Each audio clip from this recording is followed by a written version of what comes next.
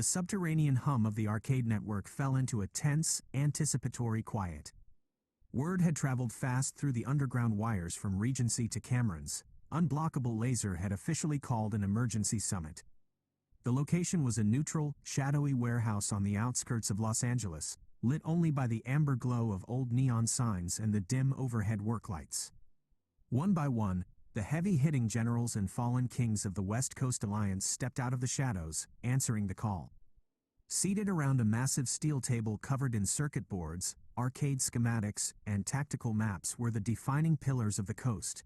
Alex Valle, Alex Fire, the founding pioneer whose legacy still burned in the hearts of the veterans. Duck Vader, Duck Du, the newly crowned king of SoCal holding the ashes of Golfland in his memory. Clockwork, the spatial rift master bridging the gap between Regency and James Games. John Choi, the legendary fallen king of NorCal with his unbreakable defensive eye. Ricky Ortiz, the precision energy specialist ready to reignite the northern ranks. Curizo, the tactical veteran whose deep knowledge of the game's hidden mechanics kept the Alliance grounded. Watson, the sharp-witted strategist whose reads on the East Coast Syndicate were second to none. Unblockable Laser stood at the head of the table, his arms crossed over his chest, looking around at the assembled royalty. The Watcher in the smoke. Parked quietly in the darkest corner of the warehouse, away from the table and out of direct sight, sat Mr. Wizard. He leaned back in an old metal folding chair, completely unfazed by the heavy tension in the room. In his hand, a thick cigar burned slow and steady, sending a thin, blue curl of smoke spiraling up toward the rafters. He wasn't sitting at the table to command, nor was he there to negotiate.